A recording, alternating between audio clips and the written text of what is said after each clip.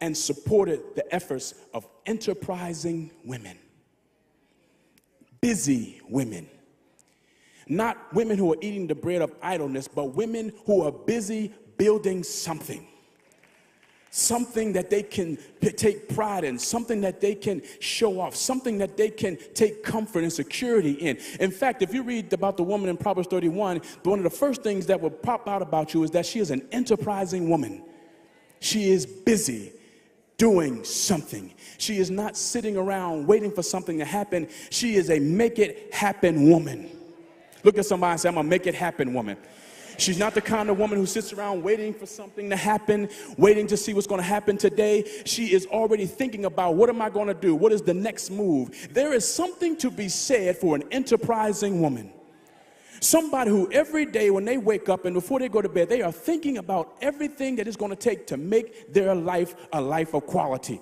They're not sitting around hoping something good happens today. They made up in their mind, I'm going to make something good happen today. They're not sitting around hoping and wishing and thinking and believing that something's going to drop out of the sky, but there is something down in her that says, I've got to be busy. I've got to be about something. I've got to be building something that I can take pride in and the people around me can take pride in. Look at somebody and say, I'm an enterprising woman. An enterprising woman, a wise woman builds. She builds. Her hands are busy. She is busy making decisions about her finances and about her family and about her health. She is always bringing things into her life that are building towards something that she can take pride in. As opposed to the foolish woman who's spending her time tearing it down. When I first read the scripture, when I first read the scripture, upon first read, it appeared that this scripture was referring to two different women. Upon first read, it appears that the scripture is talking about two different women. Both of them are enterprising women. Both of them are busy. The difference is that one is busy building and the other is busy tearing down.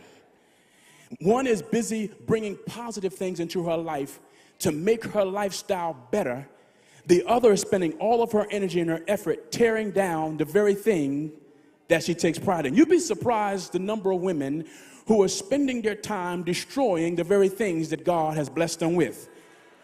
Through their actions, through their attitude, with their mouth, it doesn't matter how much God blesses them with, they are spending all their energy tearing things down.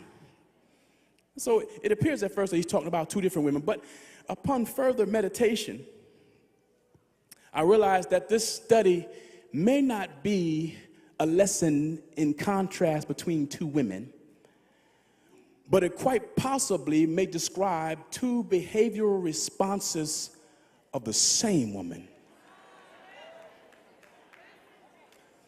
Is it possible that the same woman could at one place be a wise woman who is building, producing, manufacturing, putting things together, but at the same time, on the other hand, be the kind of woman who is tearing down? The word pluck down means that it's not all at one time, but she's pulling it down piece by piece.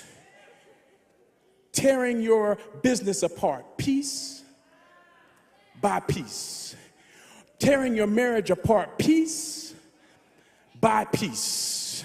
Destroying the self-esteem of your children piece by piece. Not something to do all at one time, but little bit by little bit, every day, little things that you say and little things that you do and the little things that you ignore and the little negative attitudes. The wise woman is building. She's building self-esteem. She's producing. She's either building or establishing or she's rebuilding something. She's at one of those three stages, but the foolish woman is tearing it down.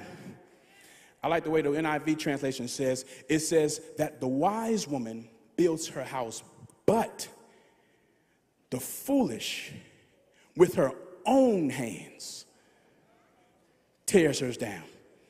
Notice also that the enemy that is destroying her is not outside of her. It's in her. Is it possible that the greatest enemy to your success is not who you're married to, who you work for, or who you associate with, or who you're related to? Is it possible that the greatest enemy to your success is you? That the greatest enemy to your success may be within you. That there may be something inside of you, some past experience, something you've gone through, some issue from your past, something you've been exposed to that is destroying or threatening to destroy the success that you have. And I come to tell you, ladies, it doesn't matter how much success you have, whether you're building a business or building a home or building a career, it is possible that there is something in you that may be destroying the very success that God has for you.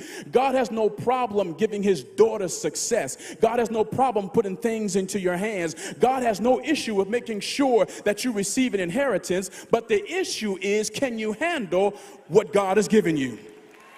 Somebody in here, God is giving you a good man, but the issue is, can you handle a good man? Somebody here, somebody's giving you a good family and healthy children, but the issue is, can you be responsible enough to handle good children? For somebody, God is giving you an opportunity and a career and blessing you to have a successful business, but the question is, can you handle what God has given you? Look at somebody and say, can you handle?